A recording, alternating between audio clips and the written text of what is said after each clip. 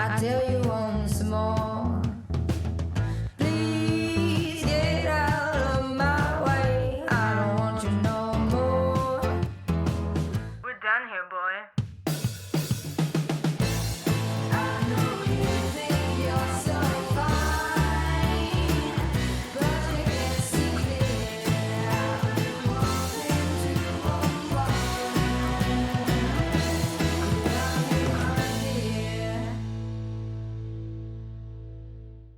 Hello and welcome to Women Leading in Cannabis. I'm your host, Kyra Reed. Thank you for joining us. Our guest today is Cynthia Salarizadeh, founder of luxury brand House of Saka. Welcome, Cynthia. We're excited to talk to you today. Thank you so much. I'm really excited to be here. I know we've been trying this for a couple years now, so I'm really glad to finally get you in this conversation. Me too. Thank you. So, in addition to founding House of Saka, Cynthia is also the founder of the cannabis industry's newswire, AxisWire. She is a co-founder of Green Market Media, which is currently the industry's most recognized cannabis finance news publication, Green Market Report, and its conference series, Green Market Summit, as well as co-founder of the network Industry Power Women. KCSA Strategic Communications acquired her leading cannabis and hemp public relations firm, Salar Media Group, after being in operation for just 3 years. She's a council member on Forbes Communication Council, as well as a contributing writer for Entrepreneur Media on the leading women and business of cannabis. Cynthia received her degree from the University of Pennsylvania, as well as a certificate in political journalism from Georgetown University. Wow, Cynthia, congratulations on your incredible success in the industry. Thank you. Lots of hard work. Cynthia, you've had a long career in cannabis and worked with multitudes of cannabis companies with your PR agency, and you've literally seen the worst and the best of it. What has this taught you about leadership when it comes to leading your team and the company culture at Saka? So I think that one of the challenges in cannabis is that there's still very much a culture of like the black market. So there's this underground culture that still kind of permeates throughout the industry. And I think that there's a lack of professionalism that's still an issue within our industry. And when you're new to the industry, it can be quite frustrating and quite challenging to when you move from like a corporate environment and a functioning industry over to cannabis and things are like the Wild West. I think it can just be overall challenging for anybody to manage daily situations in business. And I think that provided a level of experience that when it was time for Saka to, kind of mold into the company culture that it has ultimately molded into. Basically, we all just took our experience. We now work with one another. I think that the challenges that this particular industry creates for business operators, as a result, left me and my company and my business partners just very reliant on one another. It creates like a bond. And you learn how to work with one another especially well, because it's essentially like you guys against the world. And, that mixed with a really strong emphasis on solid communication. I think these are the tools. So between the experience and solid communication, I think that the company culture at Saka has evolved into something pretty incredible. Awesome. Now, we're living in the time of a global pandemic, and you are now heading a company and advising your clients from a PR perspective. How has COVID changed the way that you lead your company and how you advise your clients? What are you focused on now? So as far as I'll start with leading a company. So for myself and my business partners in the middle of this pandemic, of course, this was uncharted territories for every single person alive today, for the most part. there's a couple that I'm sure have faced some pretty devastating pandemic level situations, maybe in the Congo. But outside of those particular areas, our generation has not faced anything like this. So with that, this unprecedented, event and all of the unknowns and uncertainty that comes with it, also came a little bit of a change and a need to pivot in our communication strategies overall. Just in regards to leading the company, we've become more nimble, flexible, and open to pivot with ideas to meet new consumer demands. So, for instance, leading a company through this, okay, well, we realize we're not going to be able to expand the way that we had planned. So now we have to pivot. And maybe instead of expanding into another state, we're going to double down in our expansion throughout California, introduce new SKUs that have a price point that's maybe more comfortable to the times. So as far as leadership is concerned, we've learned how to definitely roll with the punches. As far as, advising clients on communication strategies to manage their entire message during this particular crisis, as I just mentioned, everything has been all new with this. So our regular playbook for managing crisis communications kind of altered. How it used to be in the 80s and 90s tended to trend toward it was not really favorable to take a stance in any sort of political or social justice or current affairs event, or it was almost like the kiss of death.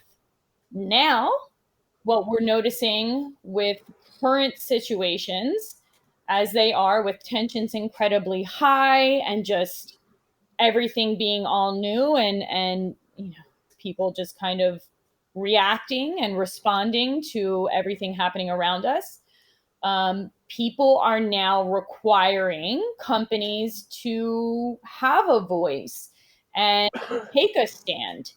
And I think that, is something that we need. Bless you. I don't know if that was you sneezed. If so, bless you. I think overall right now, the approach should be caution.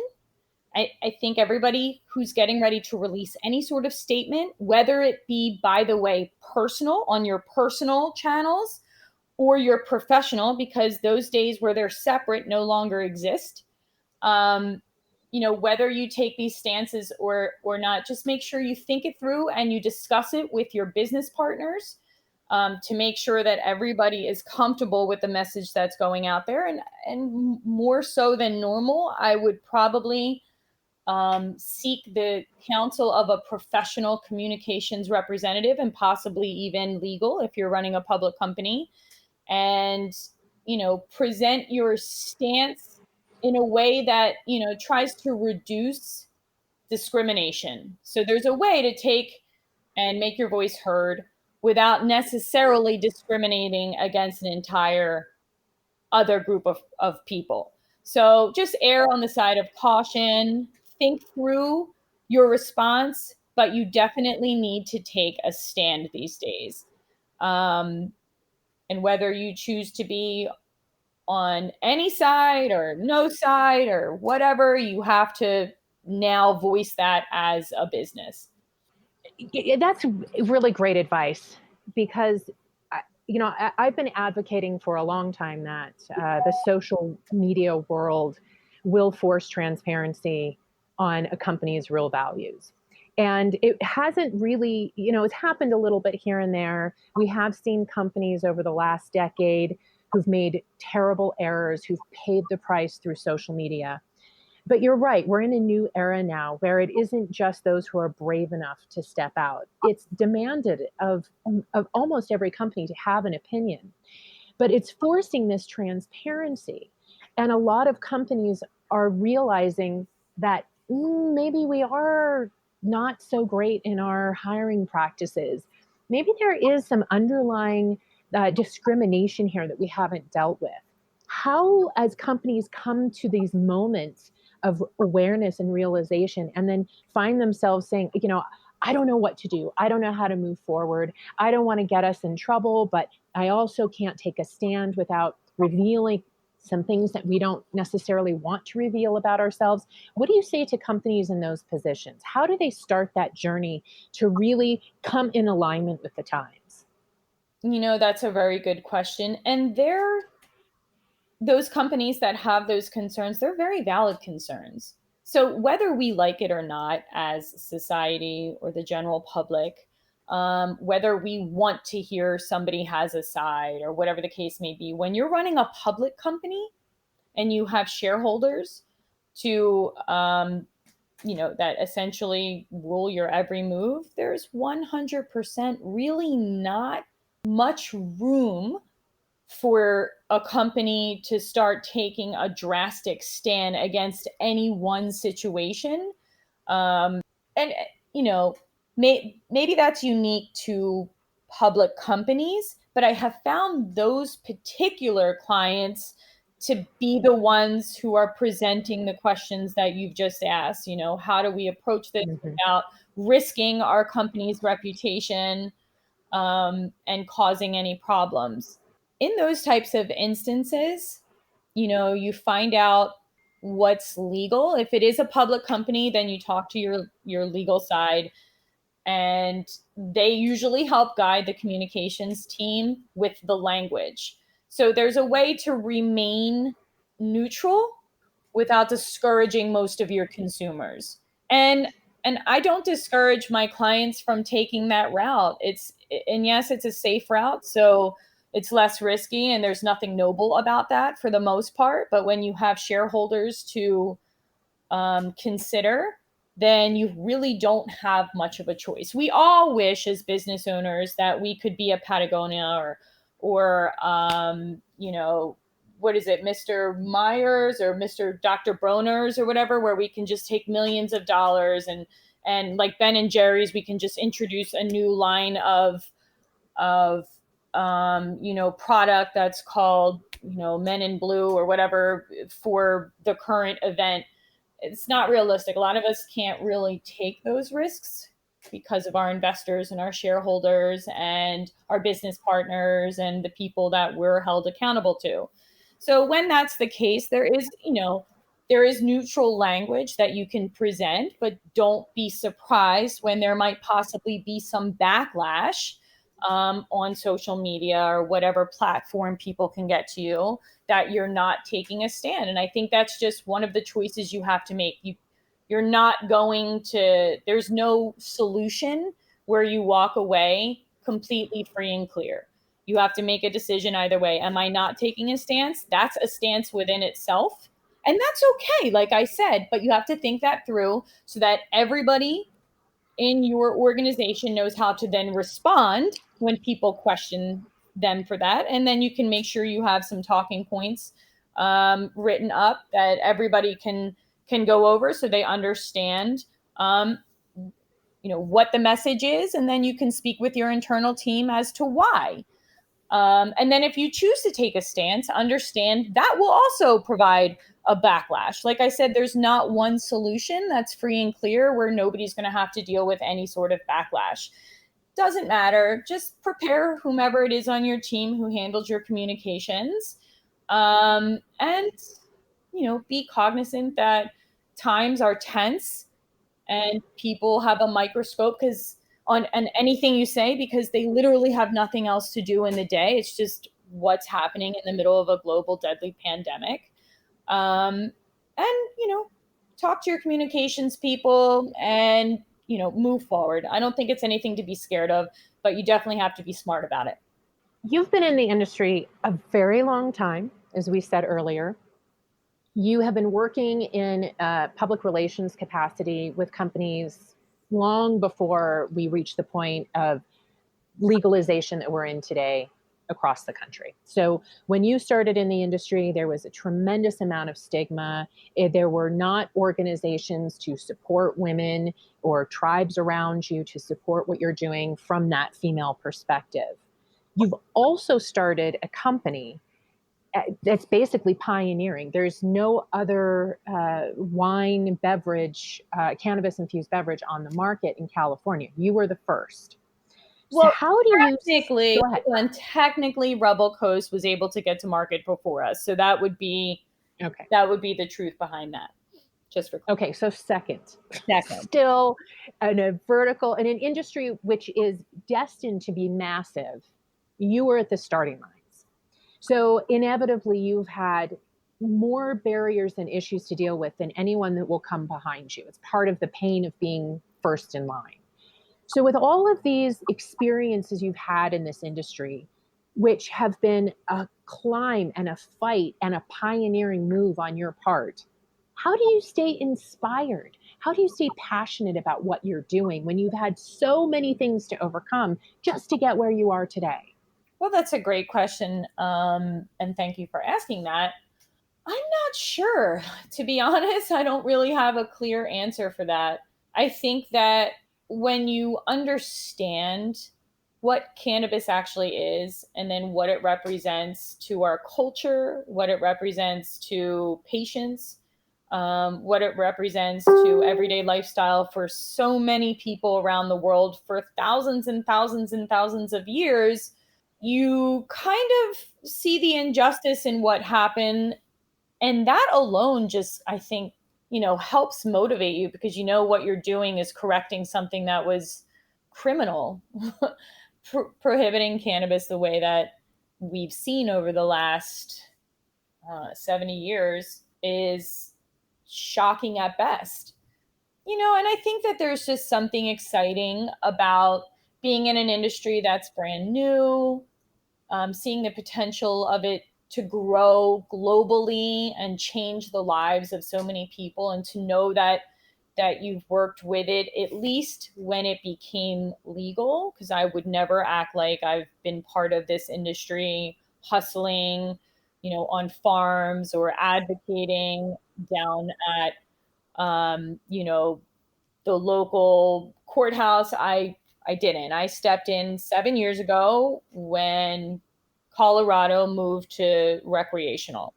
Yeah, I just think it's exciting times for women. I mean, we have an opportunity in this industry that we just simply have not had in any other industry to date. In theory, we probably could have gone a little harder in the .com era. But, women are still establishing themselves in the workforce. And I think, 20 years later, we were ready.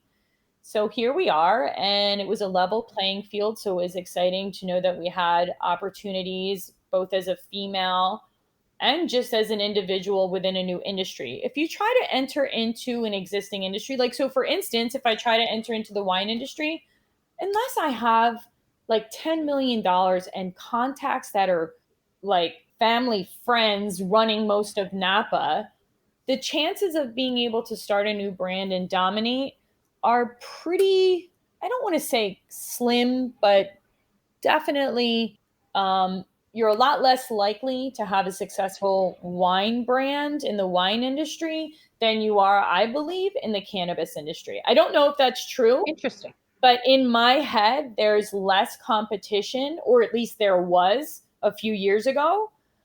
So you had more room to make mistakes and yet keep going, if that makes any sense. Mm-hmm. Where I think other industries are so saturated and established, that it's much more difficult to make inroads and really make a splash. I don't really know if that's 100% true or factual. That's how I see it. So, Well, you're sitting on both sides of the fence now, for all intents and purposes. So I'd say you've got a pretty good view of what's going on, and it's very interesting. I haven't, we usually only hear about the challenges in creating a cannabis brand, but there are some benefits as well, and the opportunity and the playing field is pretty level. But let's talk about a little bit more. You started to touch on this about being a woman in the industry.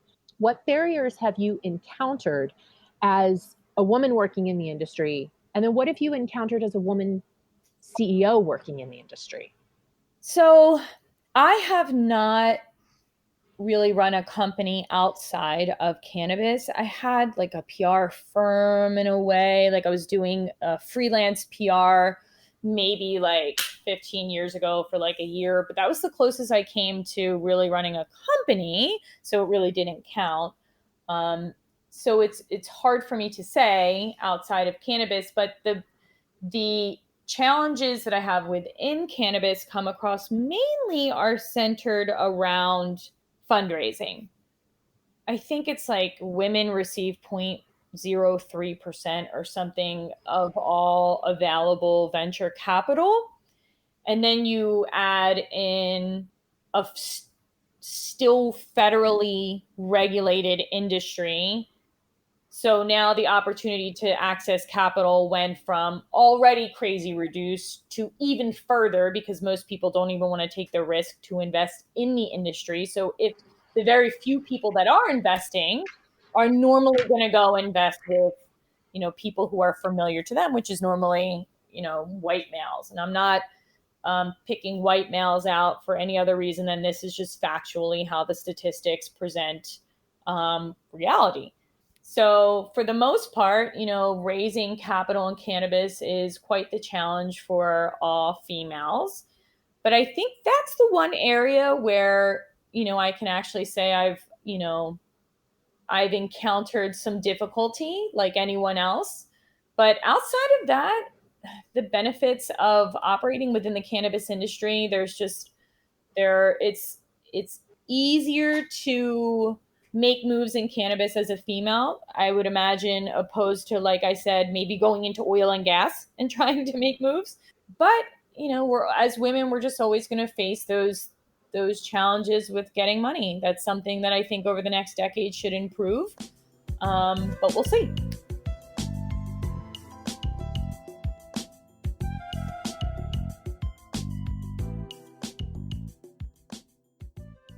You and Deborah Borchardt launched Industry Power Women a few years ago. And what was your motivation to launch a community for women movers and shakers in cannabis? With everything else that you have going on, taking on building a community is no small feat. What led you to do that? So there were a few contributing factors that led to Deborah and I making the decision to create the network Industry Power Women. First and foremost, with Deborah and I having the media outlet, that gives us large mailing lists, large exposure to people, and it gives us a little bit of influence. When you look at what any entrepreneur needs to have a successful company or to successfully raise money, normally for a successful company, you need money, you need media, and you need a great reputation. These are three things that are required for most successful companies. Me having the PR firm and then having Deborah and I having our influence that we had within media, we had, at our fingertips, just a network of contacts that were valuable. Simultaneously, around that same time, we watched Women Grow completely implode. So we knew, in addition, that we as an industry had an advantage as females over every other industry, and we held something like 27% leadership, which was by far more than any other industry, which was something around like 23 or whatever for leadership and owners. And we started to slip. This was about 2 years ago when cannabis started to move into this public market feel. And all of the sudden, Wall Street started paying attention, and all of these people who simply would never even think to invest in cannabis started stepping in and investing. And as I explained earlier, once that happens, they tend to start investing in a very specific type of person. So Women Grow was imploding at the time, and we were witnessing the decrease in leadership percentage for females. That's where I was. We were beginning to witness a decrease from the 27% leadership hold that we had, and we were noticing that it was in line with institutional capital entering the industry. So what we needed more than ever at that moment was an organization such as Women Grow, so that we could get the female entrepreneurs that showed the most potential, for those of us who had whatever little time that we did have to pay attention to females, to help them out, to get them going, so we could retain our leadership position within the industry. It was required at that moment. And if we could put something together, something as simple as a network that could provide access to the resources. So, what do you need most when you're raising capital? You need to be in media. A Forbes feature is like gold.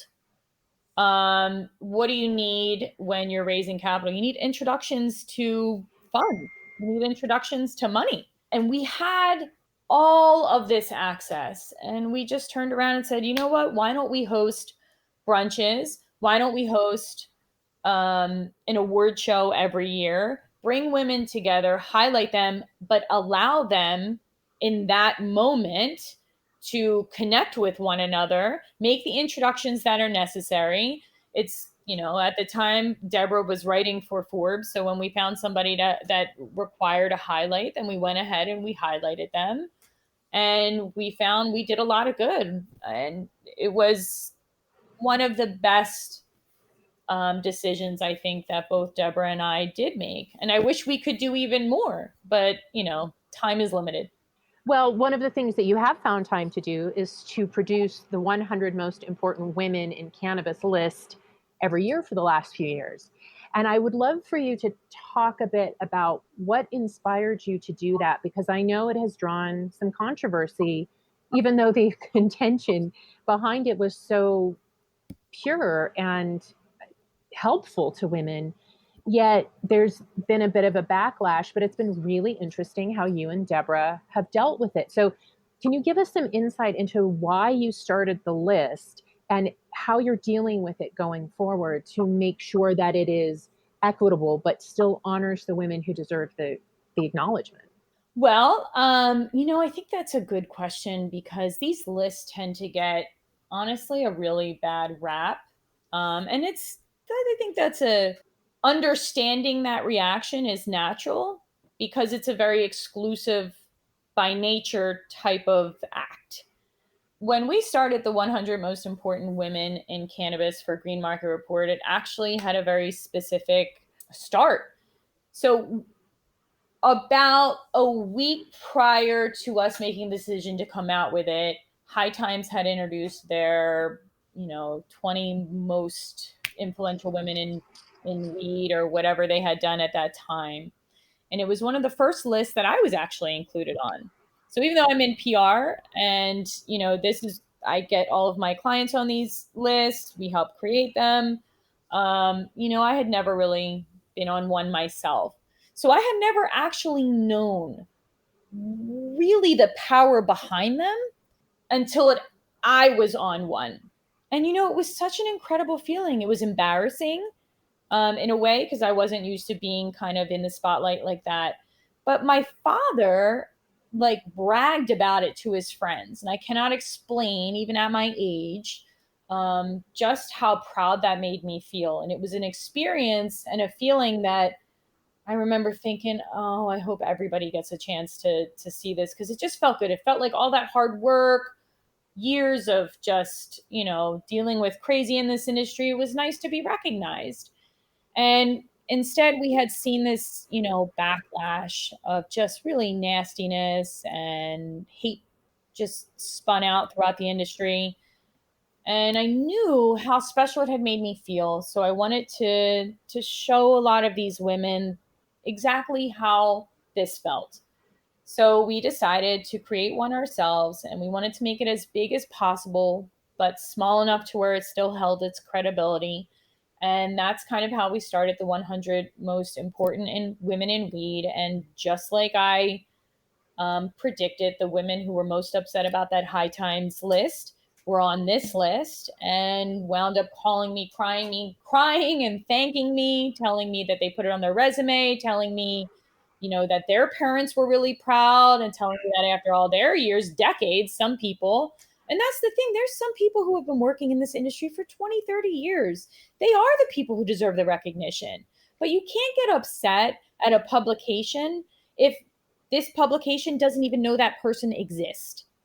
Do you know what I mean? In all fairness, Yeah. to get onto those lists, you probably need to speak with the writer or know somebody at the publication or know a PR person. I'm not saying that doesn't seem unfair. I'm sure that it does. But it is the way it is. And there's ways to get in front of these people without having to hire a PR person easily. So, and that's what, for instance, Industry Power Women is for. Women would call, okay, how do I get on a list like that? And we divulge the secrets and then put you right in contact with the writer who does them. Now you've just submitted your bio to them. That is exactly how Industry Power Women worked, for example. I love it. Well, I think the list is really important because it is a list that comes from within the community that highlights women who are really working hard and deserve the acknowledgement. And, there's nothing that feels as good as being seen. And as women, we tend to just put our head down and work and worry about everyone else. So I really do appreciate your list every year. And I hope that this conversation clears up any of that controversy, and so that women understand the motivation and can really get behind it and support it. I agree. And, I think that what people don't understand is that to an outsider or to an investor or to somebody whom you're trying to influence any specific way for your business, if they Google your name and you pop up on one of these lists, that looks impressive. No matter what, it just is what it is. And I think that for people who are trying to, step up in their game for their career, or if they are starting a business, these lists help improve your resume. And then once you get to where you're going, okay, remove that from your resume. Maybe you don't necessarily need it because you've been doing what you're doing for 20 years. Great. But everybody utilizes things like this at a different time period for different reasons. But at the end of the day, it truly highlights and elevates somebody's hard work. How could that ever be a negative? Agreed. Thank you for producing it. Oh, you're very welcome. As long as I have known you, which I guess has been about 3 years now, you've been an advocate for gender inclusion and diversity. It's actually how you and I came together, was around the topic of gender inclusion. And you have used your social media platform to raise awareness of racial injustice and to celebrate women of color in our industry. So I'm curious, how have the recent Black Lives Matter protests, the calls for racial justice, how has this made you reevaluate or change your leadership? That's an interesting question. And I would say that it's made me a little more thoughtful in my approach to almost anything. In that right now, tensions are so high. We have no idea what somebody is going through at home. Were they used to working their entire lives and they had children, but the children were going to daycare or they were going to school. And now all of a sudden you've got 3 kids running around in the background screaming. And so people are just a little more overwhelmed on every level. And we don't know what anybody's going through behind closed doors. So I think that I've personally calmed down a little in my approach to leadership. And I think right now requires a lot of compassion and empathy. I think it's important for people to lead by example all of the time. There's never a situation where you shouldn't be, but right now more so than ever. What I'm curious about is really, taking someone like yourself who, regardless of whether it was trendy or not, you've never passed up an opportunity to highlight the struggle of others, especially women of color in our industry. Has everything that's been going on today, have the calls for racial justice, the defunding the police, the protests, has this changed things for you and how you advocate or how you lead your company? Has it created more of a sense of urgency? Has it awoken something in you that you didn't even realize before? Because when it's impacted a lot of people in a way that they've just kind of woken up. but you've been awake. So I'm curious what this has done to you on a deeper level as a leader. What has this done? So How has it changed you?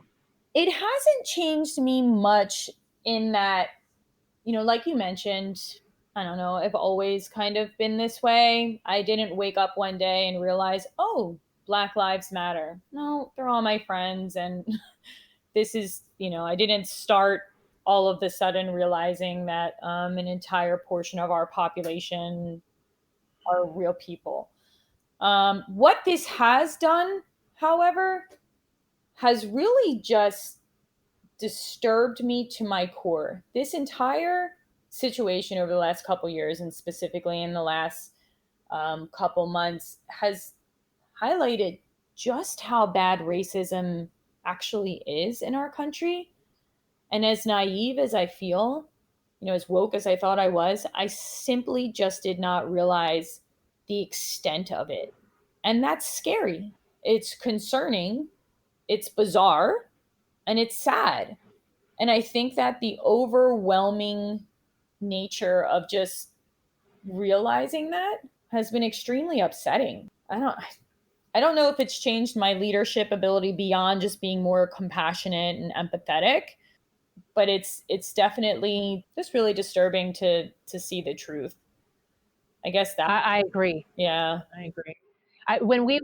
You and I are about the same age. We're Gen Xers, and we were raised to believe that racism was over, sexism was over. Yeah, and it's the most horrible thing. Fascism. These are all things we were Mhm. raised to Mhm. oppose. Now all of a sudden we're being told that anti-fascism is domestic terrorism. It's all very wild. It's very confusing, and I think that the country might be better off with different leadership style in the Oval Office. And I believe that. What opportunity does the cannabis industry have to change this reality that we're living in? Do we have the ability to make change that other industries don't? To be a leader the way we're trying to lead, with women being able to have a seat at the table from the beginning? Can we also do this with racism in our industry? I mean, I don't see why not. That's kind of what we've done in our industry from the start, is kind of show the other industries what is possible. I don't think we're perfect by far, but I think when it does come to gender equality and opportunity, our industry has definitely been a leader in that regard. Do I think that we're going to be as efficient and potentially experience as much growth as we could if we were more inclusive? No, I don't think we will. I think by ignoring half your population, whether it be because of the color of their skin or their gender, I can't think of anything less productive. Just really archaic. I don't know. It's a very intense subject. I look at the moves that we can make in the industry. We have social equity programs. We have programs for minorities to help them build their businesses. But is this enough? And I don't know, and I don't know that that question can be answered. But I hope that we can start to really look at cannabis as the opportunity for women, the way that we have by creating our communities and recognizing this is an industry we're building from the ground up. We can build our place in this industry as opposed to having to fight our way in once it's already been established. That we can also view the path for women of color and people of color to have the same experience, that they get to build this industry and for their needs right along with the rest of us. So I'm grateful to have women like you leading this industry. I think your voice and your intellect and your experience are so valuable. Thank you so much for sitting down with us today. Before we close, do you have any advice for women who are leading companies in the cannabis industry? Yes, I think that right now we're experiencing really turbulent times and things are going to get very difficult. Run as lean as you can. There is no shame in just keeping your company alive until we can get through this crisis, stay strong and just keep going. Don't let all of this discourage you. Just keep working, keep going. Do not give up. I could go on for days. Just try to. Well, it's true. Our priorities have changed, haven't they? It's Yeah. no longer about being the company that is the most successful. It's about being the company that's still alive. Yep. So just keep going. If you can if you can survive through this horrific time period and make it out the other end, there's brand equity in that.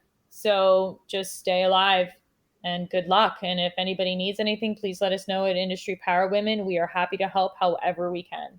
Would you like to tell us how we can reach you in other ways if we're interested in learning more about Green Market Report, about Saka Wine, or any of the other incredible projects you're working on? Sure. You can find Green Market Report at greenmarketreport.com or our handle is at Green Market Report. And then you can find House of Saka at houseofsaka.com or on Instagram or social media at infused Saka. Or me personally, you can find me on any social media channel, but specifically on Twitter at Cynthia Marie 78, which was a mistake, clearly, because now people know my age. Thank you so much for sitting down with us today, Cynthia. It's been a really great conversation. I appreciate you bringing your truth and all of the great wisdom that you have to share with women in the industry. And I look forward to talking with you again soon. Thank you so much, Kyra. You have a wonderful day. You too. Bye-bye.